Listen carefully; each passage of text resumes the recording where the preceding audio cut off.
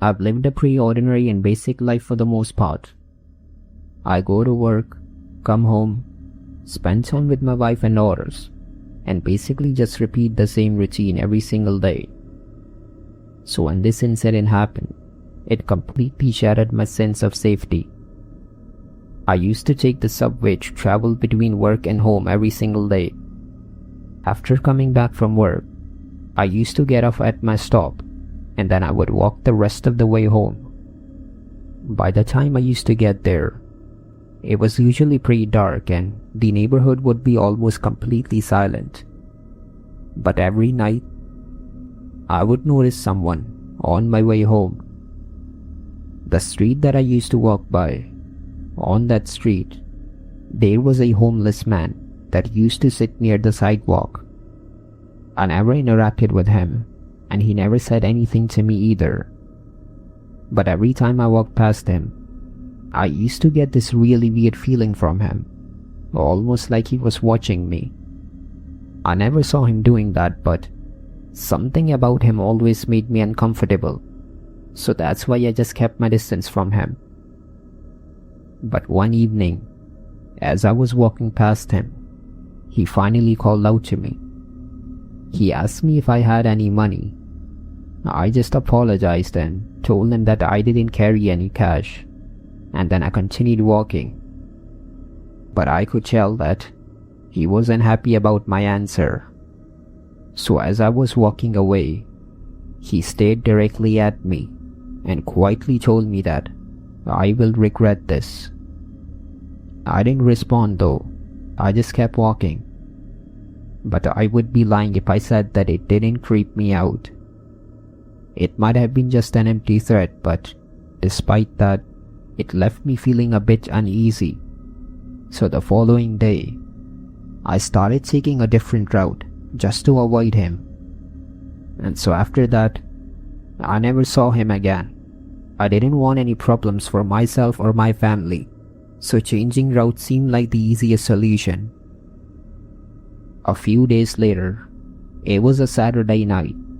I was at home relaxing and spending time with my family. But around 9 p.m., I heard a knock on the front door of the house. So I walked over and looked outside. But strangely enough, there was nobody there. I checked around the porch and around the driveway, but I couldn't see anyone. I thought it was probably just some neighborhood kids playing a prank or something. So I locked the door and went back inside. But about 30 minutes later, while we were sitting inside the living room, I suddenly heard my oldest daughter, Rachel, scream from upstairs. And it wasn't a normal scream. It sounded like she was terrified. My wife and I quickly ran upstairs as fast as we could. Rachel was standing beside her bed, crying hysterically. I asked her what happened and she pointed toward her bed. And honestly, I almost threw up at what I saw.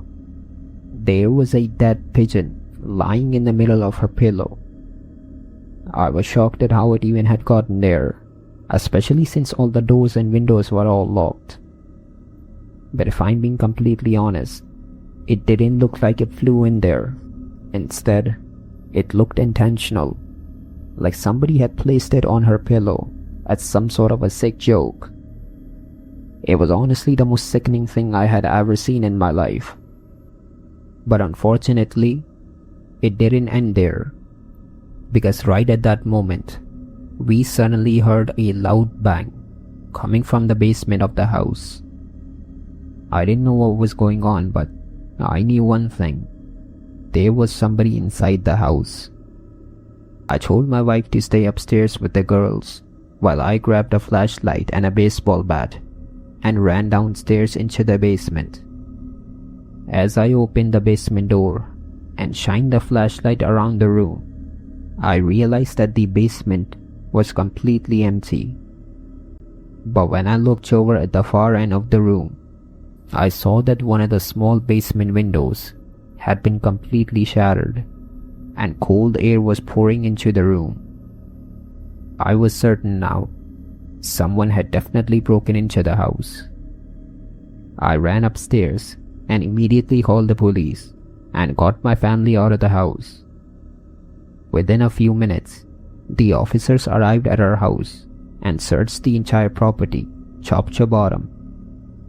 They found muddy footprints beneath the basement window, along with several other signs clearly indicating that somebody had been inside the house. You could probably imagine just how terrified me and my family must have been, considering that all of this happened while we were inside the house the entire time. There was no way that we were spending another night there. It was only natural. Somebody had literally been walking around the house while we were in there. So we packed a few essentials and drove out to my parents' house, where we stayed while the investigation continued. Several days later, the police contacted me.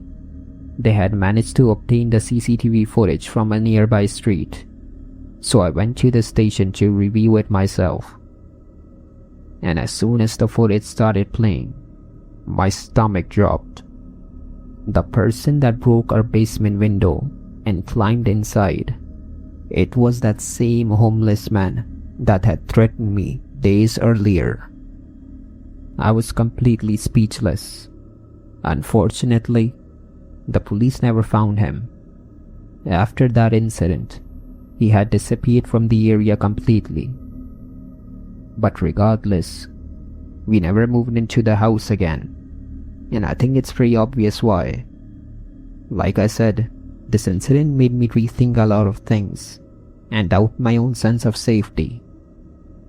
The thought of that man quietly walking around the house while my wife and my daughters were only a few rooms away, it honestly makes me sick.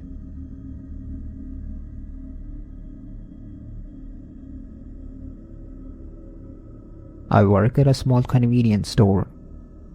It was around 10 p.m. and I was about to close up for the night.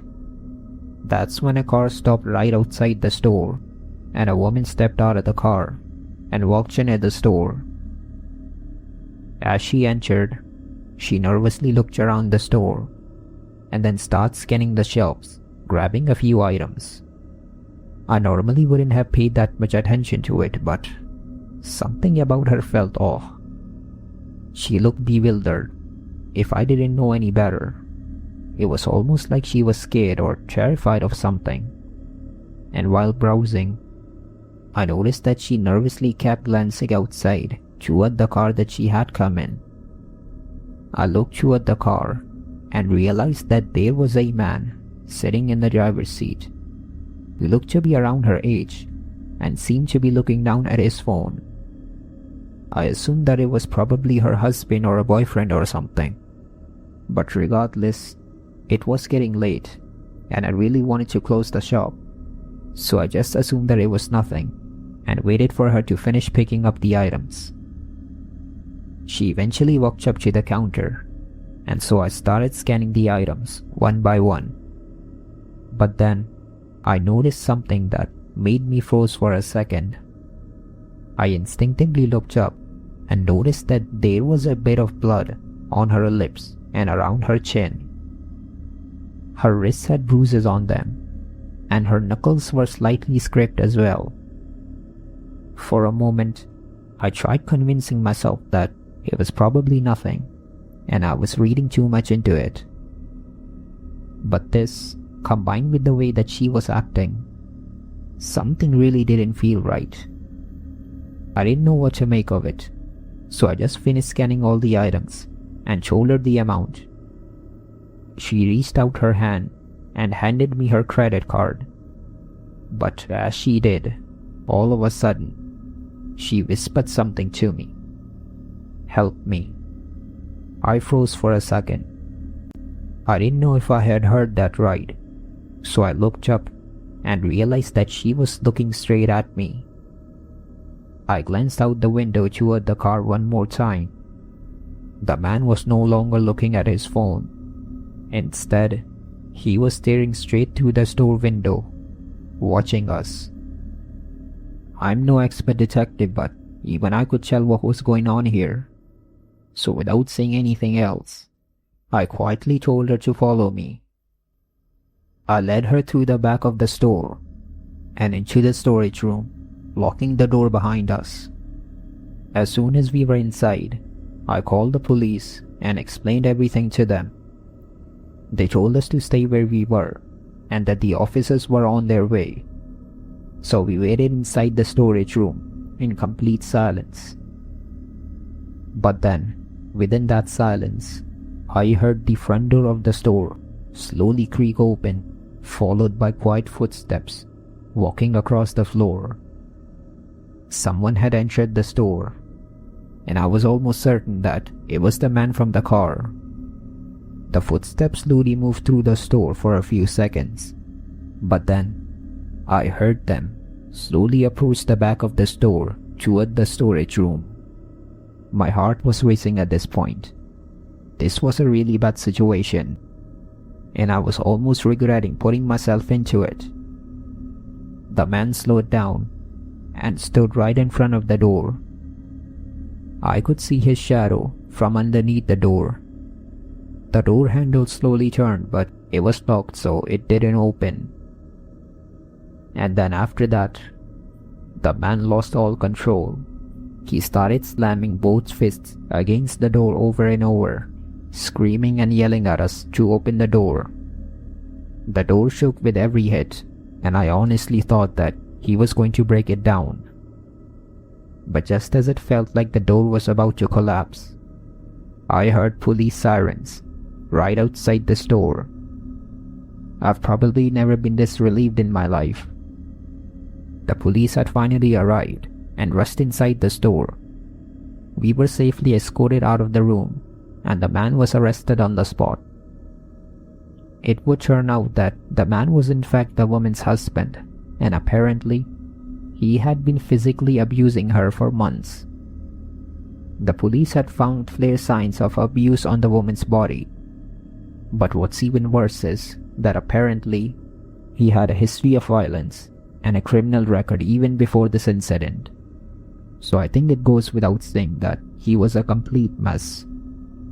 I didn't keep up with the case after that.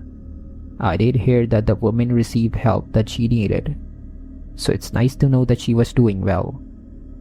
It was definitely a dangerous situation, considering the guy's mental state.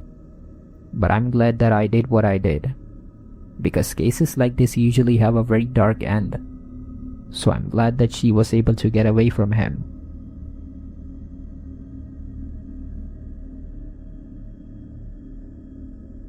This happened about 2 years ago. I moved to a new city for work.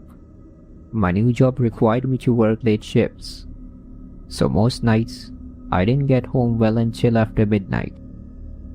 I rented a small house in a quiet neighborhood. It wasn't anything fancy, but it was peaceful and just enough for me to get by. After spending years living in noisy apartment buildings, I honestly enjoyed the silence. During my first week there, I met most of the neighbors. Everyone seemed nice and friendly, so I was able to easily get along. But there was one house that sat right across the street from my house. I never saw anyone enter or leave from that house. The curtains stayed shut during the day, and the yard looked neglected, almost as if nobody had taken care of it in years. I just assumed that whoever lived there preferred to keep to themselves, so I didn't give it much thought. But about a week after moving in, I started noticing something strange. It was around 2 in the morning, and I had just gotten home from work.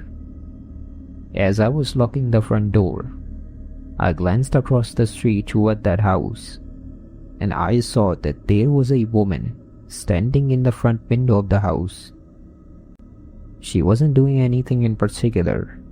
She was just standing there. It struck me as odd, but I just figured that she was simply looking outside. So I went back inside and didn't think much more about it. The following night, I got home at almost the exact same time, and there was that woman again, standing in that same exact window, completely still.